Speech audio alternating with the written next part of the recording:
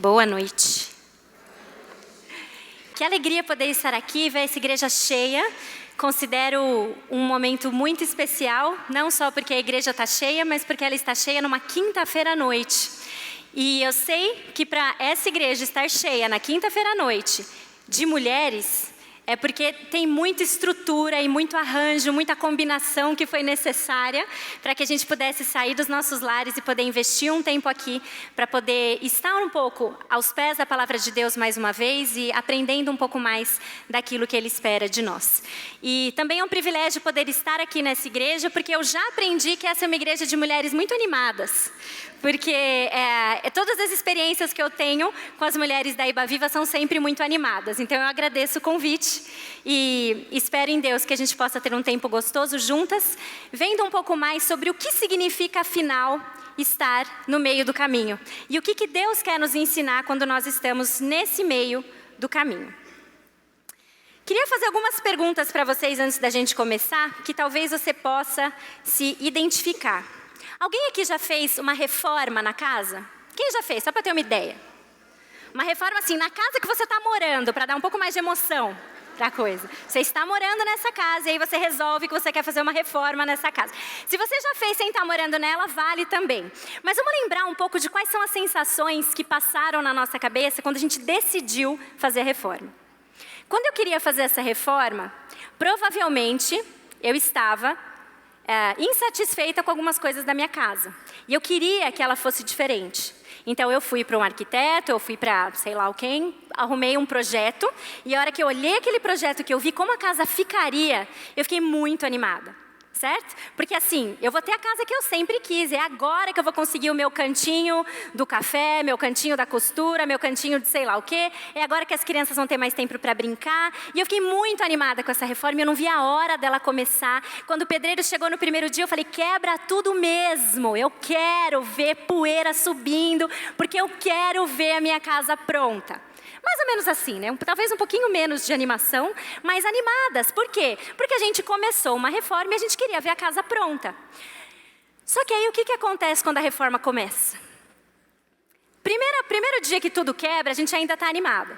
O segundo dia que tudo quebra e que a gente não tem lugar para ir, e que daí quando quebra tudo, quebra até o que não devia.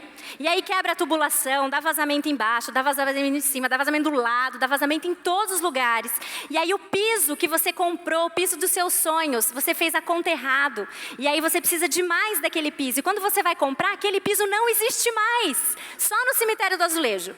E aí você tem que ir no cemitério do azulejo para catar uma peça nesse, uma peça naquele, uma peça naquele. E aí o que acontece? Você chega em casa e fala, eu não sei por que eu inventei essa reforma.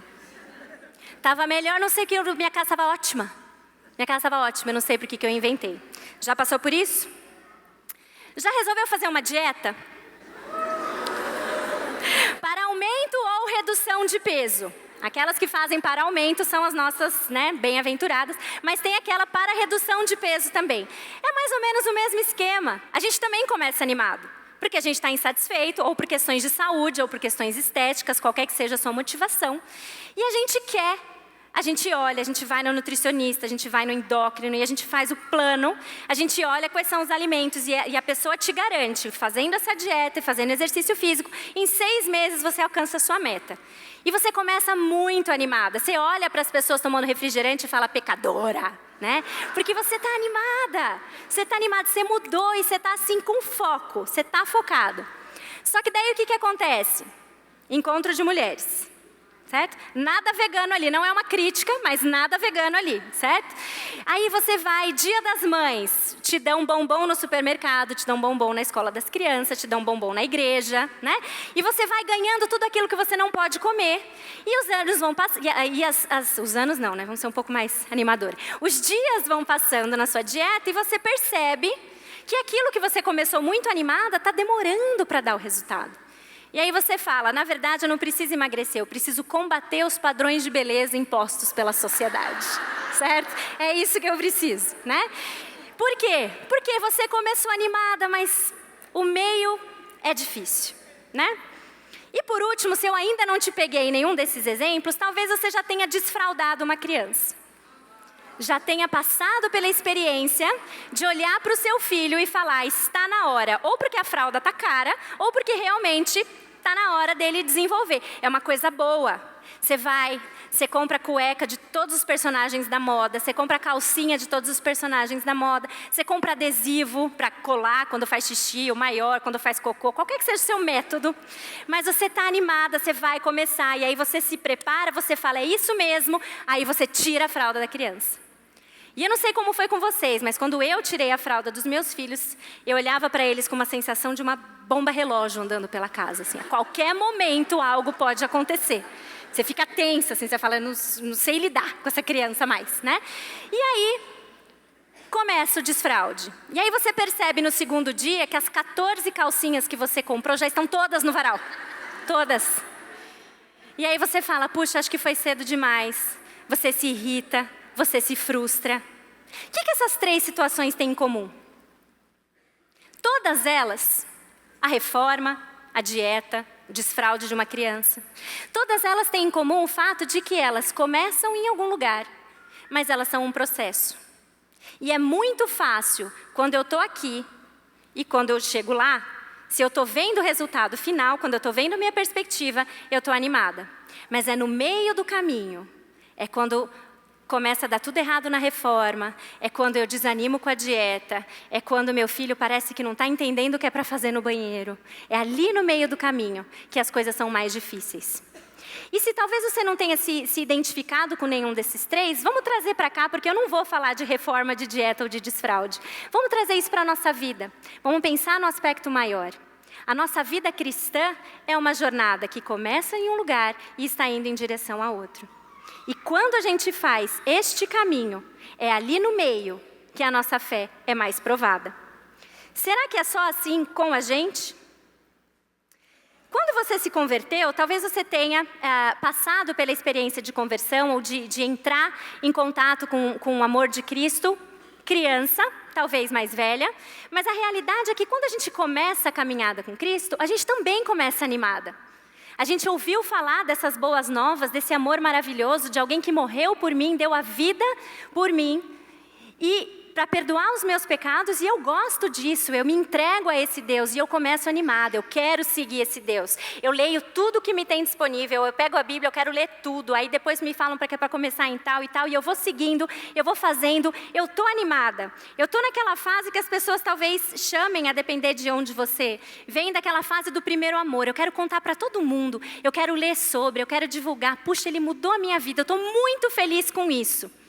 Só que aí, assim como esses exemplos que eu dei, a nossa caminhada cristã também tem o meio do caminho. E é ali no meio do caminho que às vezes a gente faz os questionamentos muito parecidos com aqueles que a gente brincou um pouco nesse nosso começo. Parece, quando a gente está no meio do caminho, bem entre aspas, que parece que Deus não está colaborando. Porque eu estou fazendo tudo certo. Eu estou lendo, eu vou na igreja, eu trabalho, eu tenho um ministério, e as coisas parecem que não funcionam. Eu leio para o meu filho, eu oro pelo meu filho, eu me ajoelho toda noite pelo meu filho, ele continua rebelde. Eu oro pela conversão do meu marido, pela conversão da minha mãe, do meu pai, de quem seja, e Deus parece que não responde. Será que tudo isso aqui vale a pena? Não estava melhor como estava antes? É no meio do caminho que a nossa caminhada com Cristo está hoje, e é aqui, onde estamos, que a nossa fé vai ser sempre provada. Então, o que eu gostaria de conversar com vocês hoje são lições que a gente pode aprender no meio do caminho. Não da reforma, da dieta, do desfraude, talvez no meio dela, se você estiver passando por ela e estiver tentada a fazer uma dessas coisas que a gente vai ver aqui. Mas pensando principalmente na nossa caminhada cristã. Quando a gente pensa nisso, meio do caminho, será que tem alguém que pode ensinar uma lição para a gente sobre isso? E existe na Bíblia alguém que passou, ou um povo inteiro, que passou por uma situação muito semelhante a essa, de estar no meio do caminho e de cometer erros e situações ou cometer ações muito parecidas com a que nós cometemos. E essa história está lá em Números. Se você trouxe a sua Bíblia ou se você tem ela no seu celular, abra sua Bíblia em Números. No capítulo 11, eu não vou ler essa passagem toda, mas eu recomendaria que você lesse todo o capítulo 11 depois em casa. um pouquinho de contexto aqui. O que está acontecendo em Números 11? Sob a liderança de Moisés, Deus retirou os israelitas do Egito e eles agora estavam a caminho da terra prometida. Então, assim como nós, e assim como a gente conversou até agora, eles também estavam saindo de um lugar em direção a outro. Eles sabiam onde eles queriam chegar. Só que daí, no meio do caminho, algumas coisas aconteceram. Vamos lembrar também que o contexto do qual Moisés libertou o povo de Israel era um contexto de escravidão. Eles eram escravos lá. Eles tinham um trabalho muito pesado, eles eram oprimidos, eles viviam uma vida miserável, clamavam a Deus por um libertador. E no tempo certo, no momento de Deus, ele enviou Moisés. Moisés libertou o povo. Esse é o povo de Israel que viu as 10 pragas do Egito. Esse é o povo de Israel que viu o mar se abrir na frente deles para eles passarem a seco, em terra seca. Esse é o povo de Israel que comia maná. Esse é o povo de Israel que via a coluna de fogo e a nuvem, certo? E aí, esse povo de Israel fez o seguinte. Eu vou ler Números 11, eu vou ler dos versículos 4 a 6 e depois de 10 a 15. Bom? Um bando de estrangeiros que havia no meio deles encheu-se de gula. E até os próprios israelitas tornaram a queixar-se e diziam: "Ah, se tivéssemos carne para comer! Nós nos lembramos dos peixes que comíamos de graça no Egito, e também dos pepinos, das melancias, dos alhos porós, das cebolas e dos alhos. Mas agora perdemos o apetite, nunca vemos nada, a não ser este maná." Eu vou parar aqui e eu vou ler de novo. Mas agora eu vou ler esse trecho com uma entonação que talvez você se identifique um pouquinho mais com o que está acontecendo aqui, certo? De novo, dos versículos 4 a 6. Um bando de estrangeiros que havia no meio deles encheu-se de gula, e até os próprios israelitas tornaram a queixar-se e diziam: "Ah, se tivéssemos carne para comer! Nós nos lembramos dos peixes que comíamos de graça no Egito, e também dos pepinos, das melancias, dos alhos porós, das cebolas e dos alhos. Mas agora eu perdi o apetite, nunca vemos nada, a não ser esse maná." Parece um pouco mais com você? Parece um pouco mais com a gente? Uma das primeiras lições que a gente pode ver aqui no meio do caminho é que o meio do caminho é um lugar de murmuração. O povo de Israel murmurou. Eles reclamaram acerca da condição que eles estavam vivendo enquanto estavam no meio do caminho, enquanto estavam no deserto. Vou ler de novo aqui, né? "Ai, se eu tivesse carne para comer. Ai, se eu tivesse cebola. Ai, por que será que eu saí do Egito?" O livro de Números e também em Êxodo, você vai encontrar passagens que trazem, vez após vez, o povo de Israel nessa murmuração no meio do caminho. Pensando: "Puxa, será mesmo que valeu a pena? Era isso mesmo? Porque lá no Egito acho que era melhor." Está identificando alguma coisa com a história da reforma, da dieta, do desfraude? Lá no Egito acho que era melhor. Será que valeu a pena mesmo a gente ter saído de lá? Lá tinha cebola, tinha alho poró, tinha melancia. Agora eu tenho aqui, a única coisa que eu tenho para comer é esse maná. Murmuração é algo que a gente precisa ter a consciência que nos afeta e que nos coloca em risco de pecado quando nós estamos no meio do caminho. O meio do caminho é um lugar de murmuração. Quando a gente murmura, sabe o que eu estou pensando lá no íntimo, no fundo do meu coração? Deus deve ter errado. No fundo, a murmuração é isso. Porque eu estou olhando para a minha condição de vida e estou pensando: não é possível. Não é possível que é isso que me aguarda. Depois de tudo que eu faço, é esse o resultado? Não. Deus se enganou. E é mentira. Além do orgulho, é mentira. Deus se engana? São essas as verdades que a gente precisa trazer para a nossa mente no meio do caminho. Deus deve ter errado é uma mentira. E eu distorço a realidade quando eu estou com o coração murmurando e com ingratidão no meio do caminho.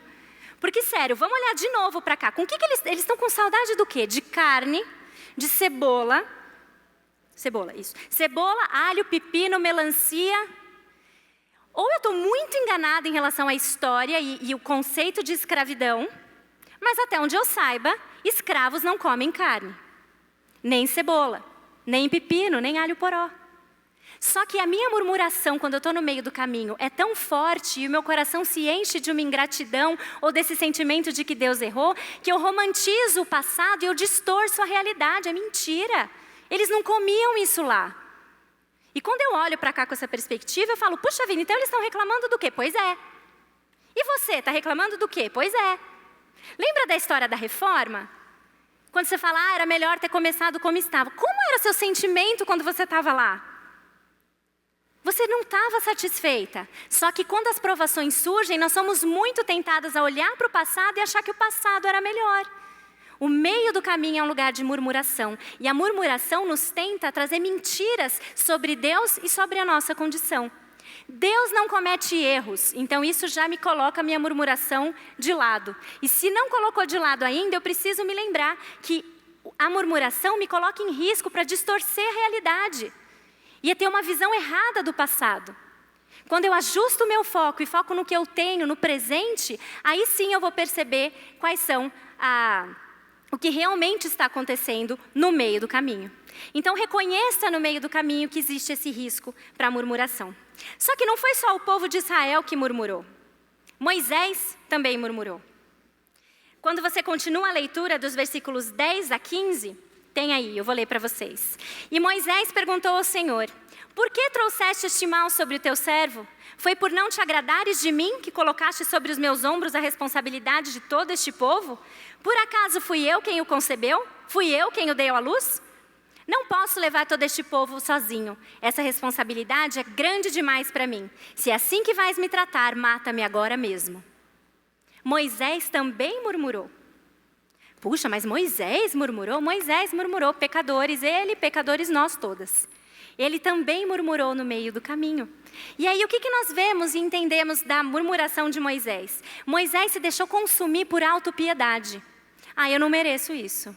Sério, eu estou fazendo tudo certinho. Eu tirei, olha, eu estava morrendo de medo, mas eu fui lá falar com o faraó. E agora estou aqui, e esse povo todo reclamando, se eu dou conta mesmo? Não dou conta disso. Se é assim que vai ser, me mata. É isso que ele fala. Não dou conta, não consigo. E se cobre de autopiedade e de descontentamento. Por que eu? Por que comigo?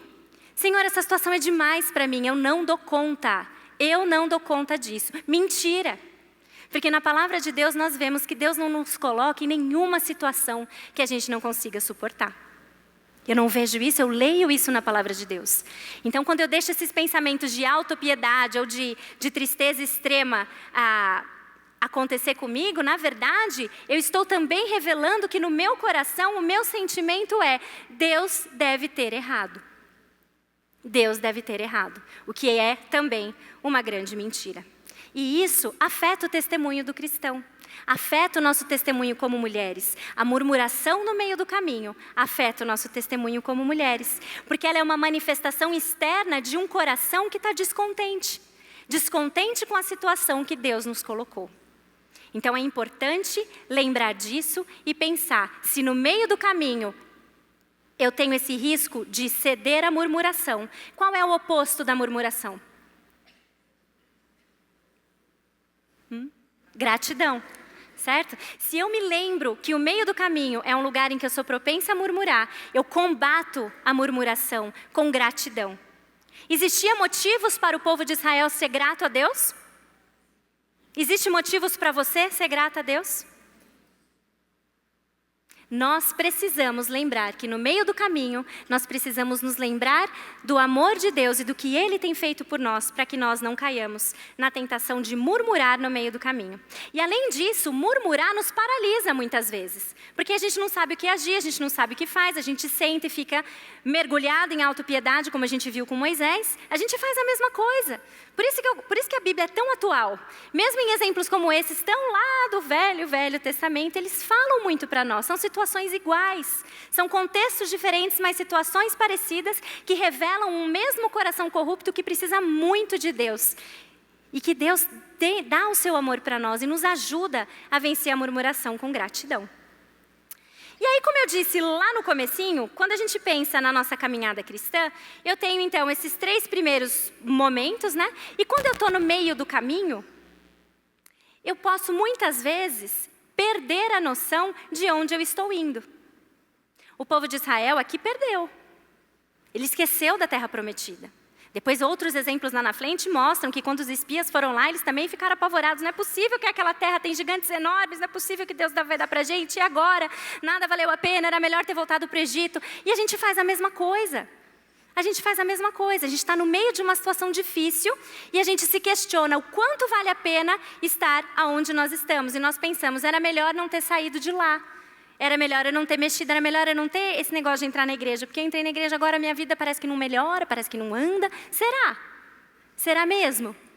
E aí nós precisamos nos lembrar de uma coisa muito interessante, que nós sempre perdemos de perspectiva se nós nos afogamos na murmuração no meio do caminho. Eu preciso lembrar para onde eu estou indo. Eu preciso me lembrar da chegada. A vida cristã tem uma chegada? Tem também, não tem? Porque se todo mundo concordou comigo que a vida cristã era parecida, porque era um processo que tinha um início e um fim, qual que é o fim? Onde é a nossa chegada? Certo?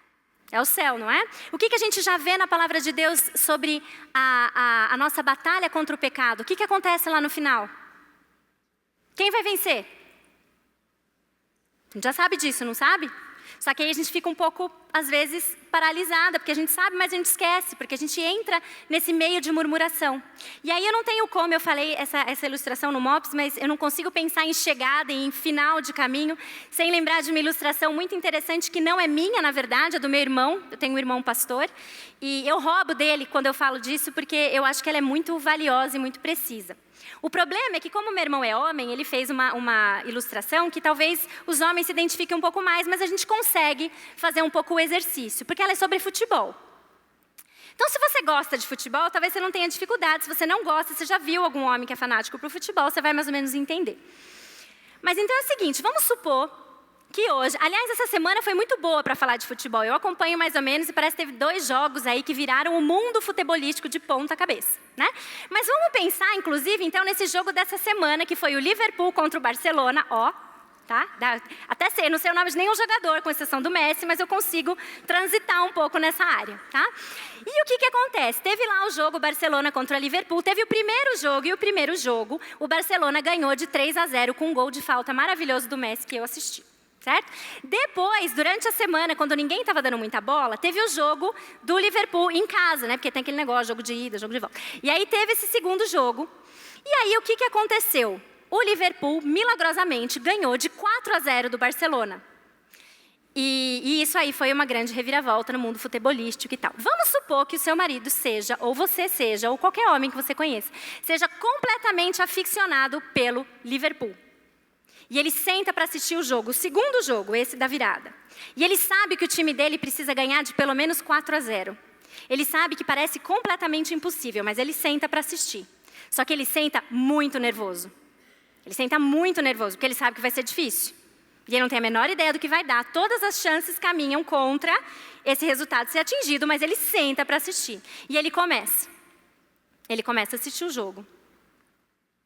E, na verdade, agora eu percebi que esse não é um bom exemplo, porque tinha que ser um jogo de virada. Mas tudo bem. Mas aí o que acontece? O Liverpool vai lá, mas tudo bem, vai dar certo, a gente adapta. Tá? Criei toda uma expectativa e falei, não vai dar certo, mas vai. Aí o que acontece? O Liverpool vai lá e faz o primeiro gol. Tá? O Liverpool vai lá e faz o primeiro gol. Qual que é a reação dele quando ele faz o primeiro gol? Por enquanto, né, não dá muito, né, mas ele fica lá, ele fica assistindo, ele fica meio nervoso, porque ele fala, bom, será que vai dar chance, será que não vai dar? Aí, de repente, o Liverpool vai lá e faz o segundo gol. E quando ele faz o segundo gol, ele já fica um pouco mais, mas ele ainda está nervoso. Mas ele já está de olho nos memes, que ele pode falar com alguém do Barcelona e começar, né? Mas ele está apreensivo, porque ele não sabe o que vai acontecer. Ele sabe o que precisa acontecer, mas ele não sabe o que vai acontecer. Depois ele vai lá e faz um terceiro gol. E aí ele já está mais animado, e já está roendo unha, já está de pé, e já está sofrendo horrores, porque ele sabe o que precisa acontecer. Até que de repente vai lá e o quarto gol acontece. Que comemoração, que celebração, que alegria! Ele conseguiu, tudo dizia contra, mas o time dele ganhou. Ele faz aquela festa, ele fica no WhatsApp o dia inteiro, mandando mensagem para todo mundo, porque o time dele ganhou. Mas como que ele assistiu esse jogo? Ele estava tranquilo? Ele estava muito apreensivo, né? Estava muito apreensivo, porque ele não tinha a menor ideia do que ia acontecer. Agora, vamos supor que por qualquer motivo, e como o jogo foi durante a semana, ele não conseguiu assistir esse jogo, mas ele vai assistir o reprise. Só que ele já sabe o fim. Ele já sabe que o time dele ganha, ele já comemorou, ele já fez tudo, porque ele estava muito animado, mas ele quer saber como foi. Então, ele começa a assistir o jogo. E aí o Liverpool faz o primeiro gol. E o que ele faz quando o Liverpool faz o primeiro gol? Ele ainda está nervoso, ele, ui, não sei se vai dar, não sei se vai dar, não sei se eu vou conseguir. Não está nervoso. Por que ele não está nervoso? Porque ele já sabe o final. Quando tem o segundo, ele já está assim, nossa, mas foram 2, eu não sei como foi, mas nossa, foram 2 no primeiro tempo e 2 no segundo, deu muita emoção. Ele está tranquilo, por quê? Porque ele já sabe o final. E como ele já sabe que ele ganha no final, todos os perrengues, gol roubado, vai ser pênalti, não vai, deu falta, cartão vermelho, expulsão, nada disso importa para ele, ele já sabe o final. E essa é a nossa esperança. Quando a gente pensa na nossa vida cristã, nós também sabemos o final. E quando a gente sabe o final, e a gente afirmou aqui, vocês sabem também, Cristo vence no final. Quando eu sei disso, eu olho para todos os problemas da minha vida hoje sob essa perspectiva. Isso não quer dizer que eu vou ficar alegre, que eu vou ficar feliz, mas eu tenho que interpretar isso de um outro jeito. As coisas que eu passo aqui não se comparam ao que eu vou viver lá na eternidade, e eu já sei o final. Cristo vence no final. Amém por isso? Não dá para a gente combater a murmuração sem lembrar qual é a nossa chegada. A nossa chegada é vitoriosa. Jesus Cristo já venceu no final.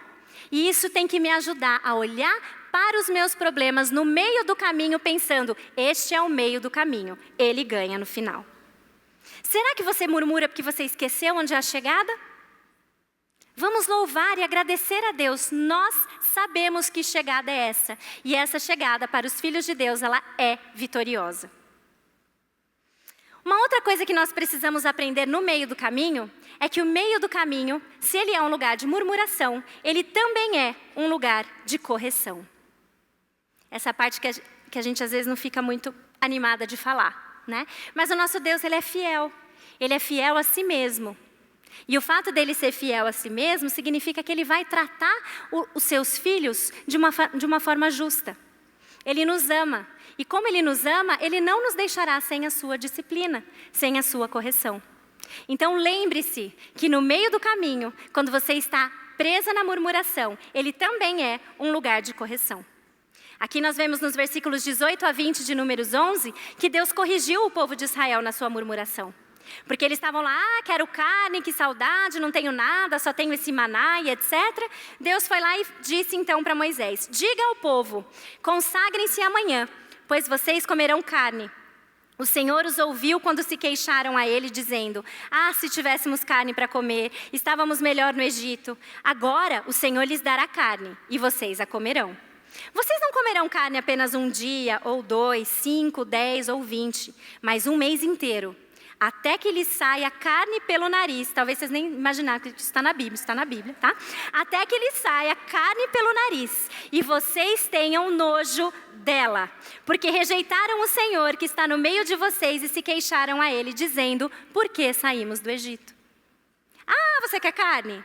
Tá bom. Tá bom. Você está insistindo? Tá bom. O meio do caminho é um lugar de correção.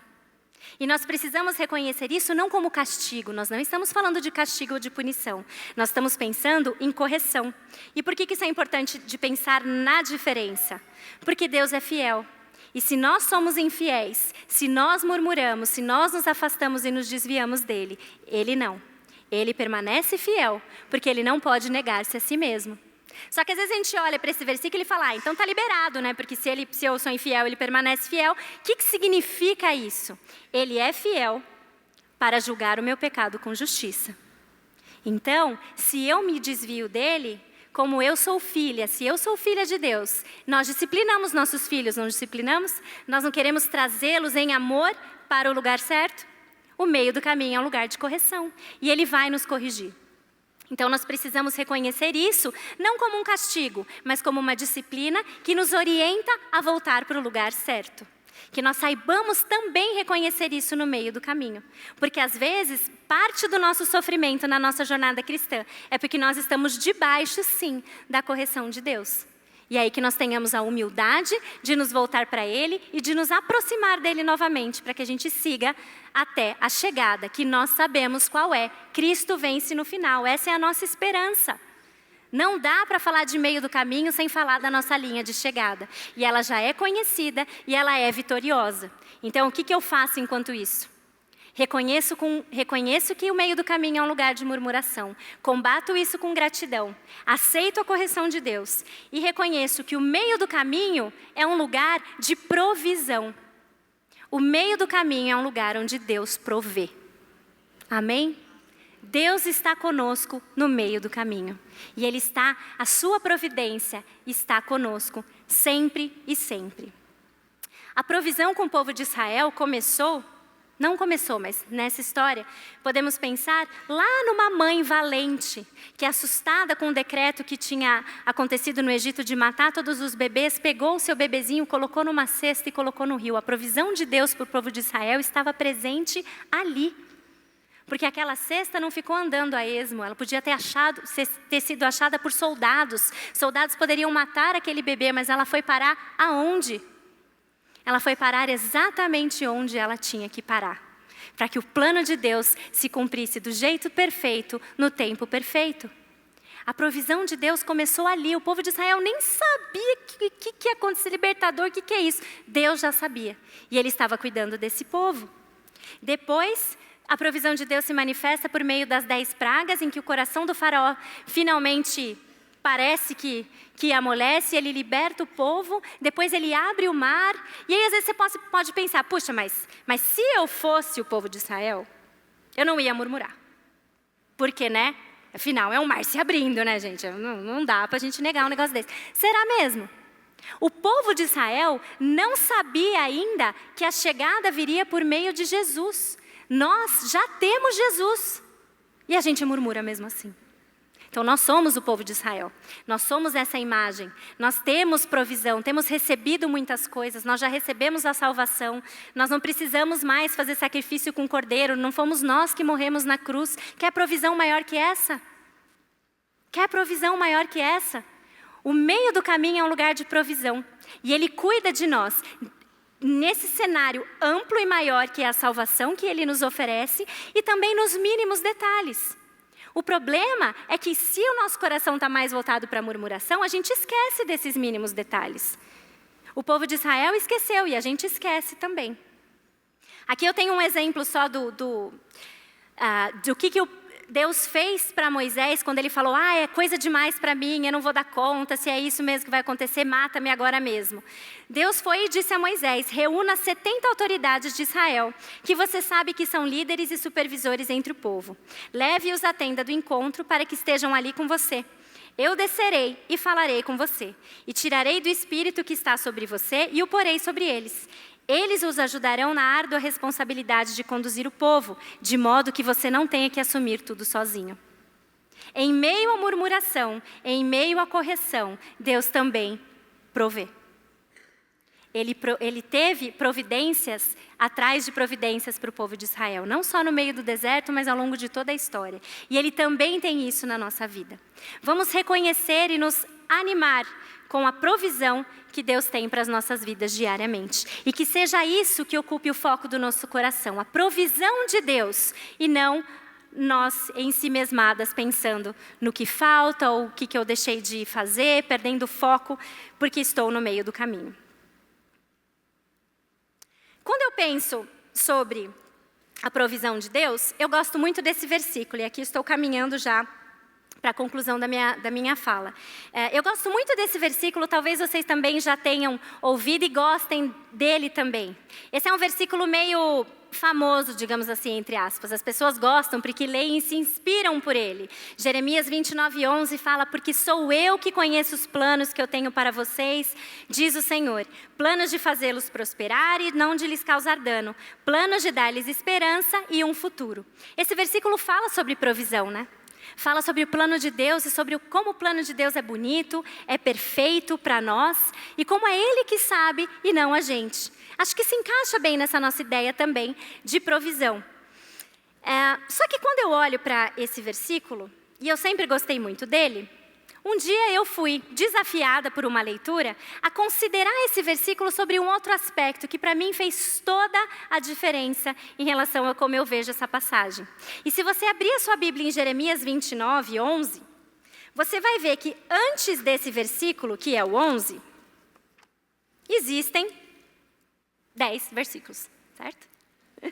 Existem 10 versículos antes do 11. E um dia eu fui ler esses 10 versículos e eu percebi que quando eu considero Jeremias 29:11 à luz do que diz os 10 primeiros versículos, isso muda completamente a minha perspectiva sobre o que isso está dizendo. Um pouco de contexto para vocês. Ainda o povo de Jerusalém já tinham chegado em Jerusalém, aqui em Jeremias, né? Já em Jerusalém, eles foram deportados para a Babilônia. Todos eles, todo o povo estava deportado lá. Babilônia, um povo cruel, ímpio, adorador de vários deuses que não eram os deles. E eles estavam lá, sem saber por quanto tempo, sem saber quando ia acabar. Eles estavam no meio do caminho, sem saber o final. Ou seja, uma situação bastante complicada, difícil. Muitas perguntas eles devem ter feito. Quanto tempo? O que vai acontecer comigo aqui? Será que vai dar certo? Será que eu vou embora? Não vou? O que é para eu fazer? E aquele temor ou aquela preocupação ou ansiedade nesse caso, talvez tenha sido aquela que acontece com a gente também, que paralisa a gente. E a gente não sabe o que fazer. Às vezes a gente fica tão paralisado diante de uma situação que a gente não faz nada. E foi então que o Senhor mandou uma mensagem para Jeremias para que ele passasse para o povo, dizendo o que ele deveria fazer enquanto eles estavam lá na Babilônia. E eu vou ler dos versículos 4 ao 10 para vocês. Assim diz o Senhor dos Exércitos, o Deus de Israel, a todos os exilados que deportei de Jerusalém para a Babilônia. Construam casas e habitem nelas. Plantem jardins e comam de seus frutos. Casem-se e tenham filhos e filhas. Escolham mulheres para casar-se com seus filhos e deem as suas filhas em casamento, para que também tenham filhos e filhas. Multipliquem-se e não diminuam. Busquem a prosperidade da cidade para a qual eu os deportei e orem ao Senhor em favor dela, porque a prosperidade de vocês depende da prosperidade dela. Porque assim diz o Senhor dos Exércitos, o Deus de Israel: não deixem que os profetas e adivinhos que há no meio de vocês os enganem. Não deem atenção aos sonhos que vocês encorajaram a terem. Eles estão profetizando mentiras em meu nome. Eu não os enviei, declara o Senhor. Assim diz o Senhor: quando se completarem os 70 anos da Babilônia, eu cumprirei a minha promessa em favor de vocês, de trazê-los de volta para este lugar. Porque sou eu que conheço os planos que eu tenho para vocês, diz o Senhor. Planos de fazê-lo prosperar e não de lhes causar dano. Planos de dar-lhes esperança em um futuro. Quando eu li esses versículos de 4 a 10 pela primeira vez, eu falei, não, peraí. Como assim? Deus mandou, através de Jeremias, uma mensagem para este povo que estava numa situação de preocupação, de incerteza, sem saber por quanto tempo eles continuariam naquela terra estranha. E ao invés de dar detalhes do plano de saída, qual que é a mensagem que Deus dá para eles? Olha, vocês estão aí? Então faz o seguinte, construam casas e morem nessas casas. Trabalhem e colham do fruto do seu trabalho. Tem filho? Casa seus filhos. Tem filha? Deem suas filhas em casamento. Busquem edificar a cidade em que vocês estão, porque se vocês não gostarem da cidade que vocês estão, vocês não podem ser bênção aí. Aí você começa a olhar, você começa a falar, puxa, mas isso é o que a gente faz numa vida normal, não é? E é essa a mensagem. O que a gente faz quando a gente está no meio do caminho? Deus está falando para a gente em Jeremias 29, de 4 a 10, viva a sua vida normal. Faça aquilo que você tem que fazer. Está com medo de perder o emprego? Você está aflita porque você não sabe qual é a situação da sua família no próximo mês? Sabe que Deus te fala em Jeremias 29, de 4 a 10? Faça o que você tem que fazer. Levante-se de manhã.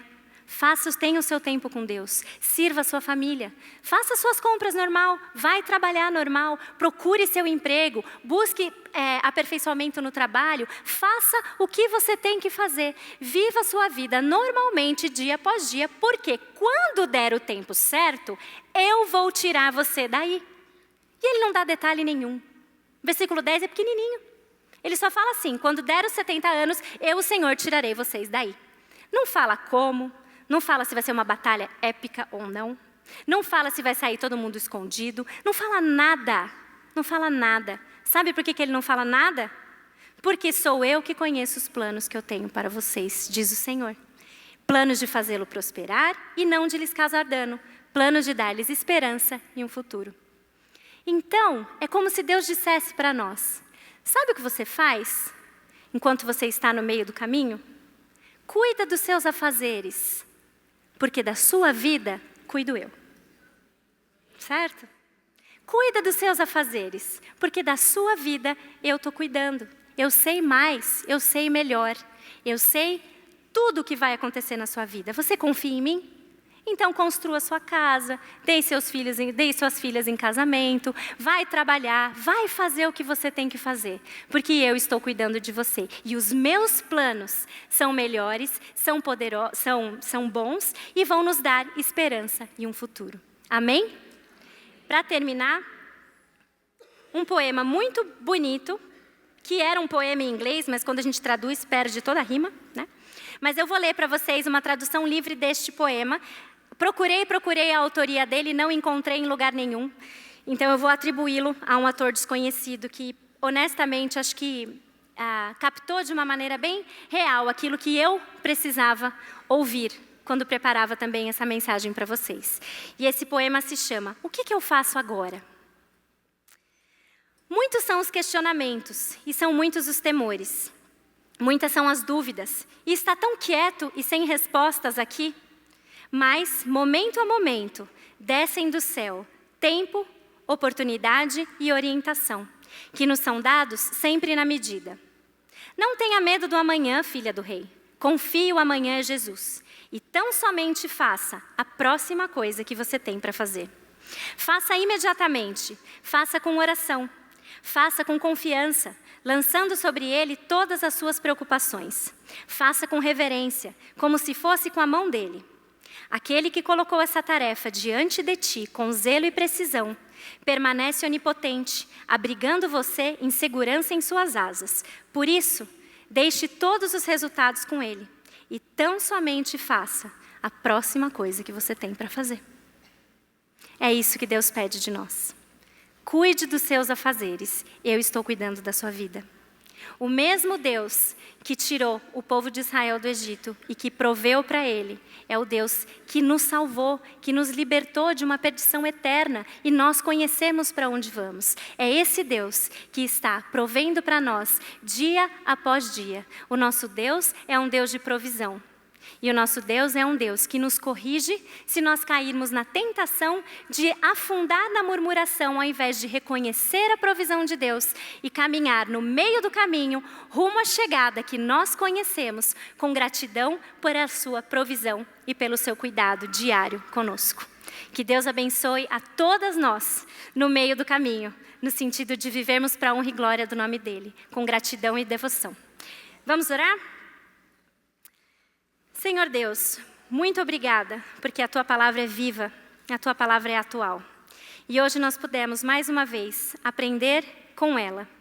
Eu te agradeço, Deus, porque o Senhor não nos abandona no meio do caminho. O Senhor está conosco, cuidando de nós, em cada momento, em cada dificuldade que nós passamos. Eu te agradeço, Deus, porque nenhuma circunstância da nossa vida é estranha ao Senhor. E nenhuma circunstância da nossa vida não tem a sua soberana mão atuando através dela. Nós queremos confiar nisso, queremos que a nossa vida seja usada para a honra e glória do Teu nome. Então eu te peço, Pai, que o Senhor nos abençoe no meio do caminho, para que a gente veja sempre a Tua provisão e o Teu cuidado, e que a gente entregue todas as nossas ansiedades e preocupação com o resultado nas Tuas mãos, e tão somente façamos a próxima coisa que o Senhor nos deu para fazer. Em nome de Jesus. Amém.